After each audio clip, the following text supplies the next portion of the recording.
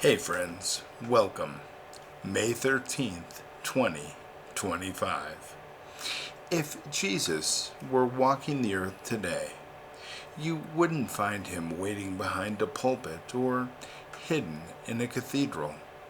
You'd find him walking into the deepest cracks of our cities, the ones we drive past but never enter. He wouldn't come for crowds or applause. He would come for the broken-hearted, the disillusioned, the forgotten. And if he were walking day by day through America in 2025, what would he say? What would he do? Well, today is Tuesday, May 13th. Jesus wakes up in Kansas City, Missouri, a city of jazz and barbecue, revival and brokenness, racial wounds and spiritual hunger. And just like he did 2,000 years ago, he starts his day not with a plan, but with a prayer. Join me. Let's walk with Jesus. Just before 6 a.m., Jesus stands at the highest point in the city, Liberty Memorial, overlooking downtown Kansas City. The wind brushes his hair gently as he faces the sunrise, where the Union Station clock tower stands boldly against a golden sky. This is sacred ground, where the costs of war is remembered. He closes his eyes and whispers, "Father, let peace flow through this place like a river. Let them see that unity isn't built through strength, but through love. Let the walls of Troost come down, not with force, but with mercy." A war veteran named Joe sits a few feet away on a bench, cane at his side, coffee in his hand. He watches this stranger pray and hears words he hasn't dared to speak in decades. Joe feels his chest loosen. Bitterness dissolves. A tear escapes his weathered cheek as Jesus smiles toward him, not with pity, but with honor. "You carried more than bullets, Joe," Jesus says gently. "You carried burdens. Let me take them now." By 10:20 a.m., Jesus walks down Troost Avenue, once a dividing line of race and economics, now a corridor of transformation. He enters Thelma's Kitchen, where the motto on the wall reads, "Everyone has a seat at this table." Jesus doesn't walk past the line, he joins it. He meets Angela, a 68-year-old widow who eats here 3 times a week. Her voice is soft, but worn.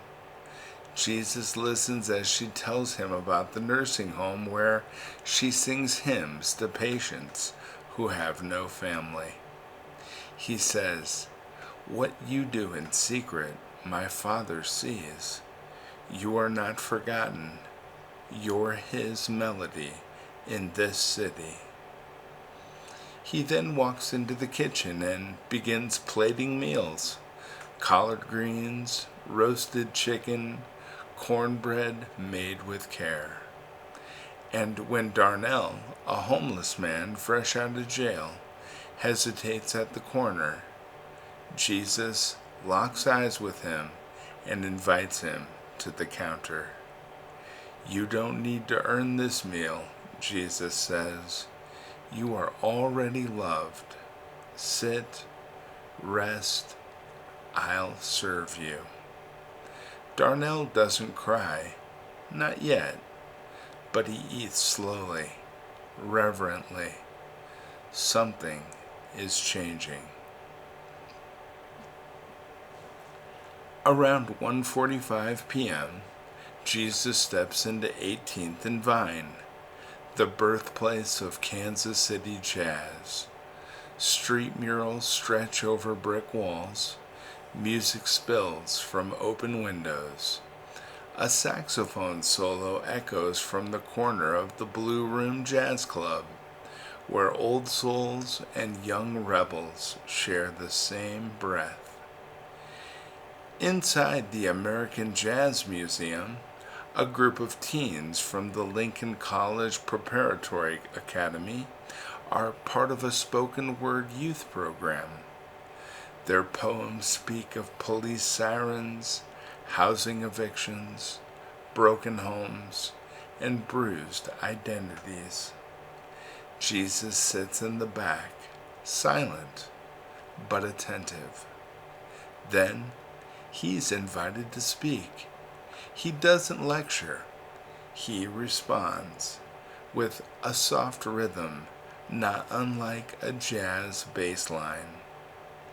You were made for greatness, not just survival. Your voice is not a weapon, it's a wellspring. I see kings and queens behind your eyes. Rise, poets, rise. Tasha, age 17, just stares at him. She's written lyrics for years, but never believed they mattered. Can I show you mine? She asks. Yes, he answers instantly. And then she raps. Her voice quivers, then strengthens. She doesn't notice the tears on Jesus' face. At 6:30 p.m., the sun begins to dip behind the trees of Swope Park, one of the largest urban parks in America. Most families are at the zoo or picnic areas, but Jesus walks toward the outer fields, past the playgrounds, toward a forgotten trail lined with tents. He steps carefully, greeting those who live in the shadows, Vietnam vets, runaway teens, single mothers fleeing abuse. He meets Marcus, age 19, slumped in a daze. His lips are blue. A heroin needle dangles from his hand. Jesus kneels and cradles his head, and in the gentlest voice Marcus has ever heard, "You are not too far gone. Breathe, son." Marcus coughs, vomits, his eyes flutter open. Paramedics arrive. A woman named Rachel, 32, kneels beside Jesus to assist. She's been working double shifts, seen too many overdoses, lost faith in humanity, but the peace surrounding this man pierces her. Who are you?" she whispers. Jesus turns to her. "You've saved more lives than you know. Keep going. I'm with you." Rachel bursts into tears, not out of exhaustion, but relief. By 11:40 p.m., Jesus walks into Union Station. It's quiet. The last train departed long ago. But the Grand Arch's tower, like a sanctuary, he walks towards and to the middle of the Grand Hall and sits on a bench beneath the massive chandeliers. He looks up at the painted ceiling stars and whispers a final prayer.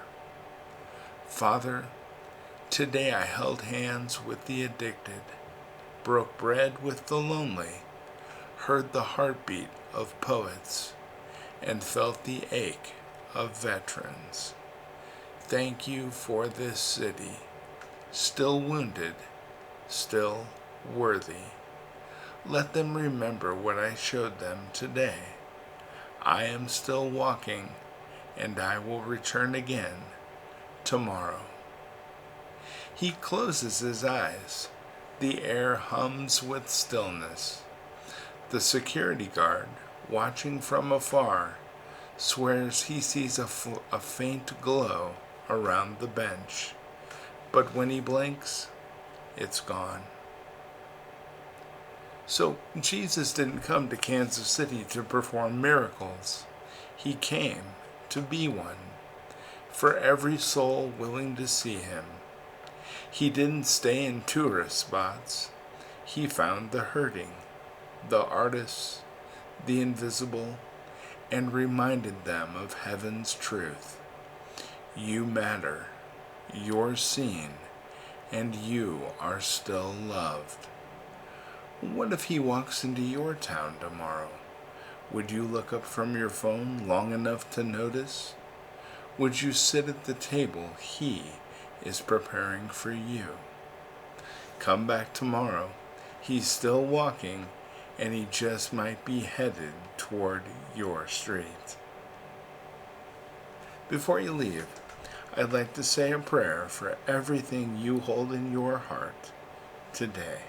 Are you ready? Our Father, who art in heaven, hallowed be thy name. Thy kingdom come, thy will be done, on earth as it is in heaven. Give us this day our daily bread, and forgive us our trespasses, as we forgive those who trespass against us. And lead us not into temptation, but deliver us from evil. For thine is the kingdom, the power, and the glory, forever and ever. Amen. Don't forget, hug your family. They love you. And I'll be back tomorrow. God bless you, friends. Take care. Bye-bye.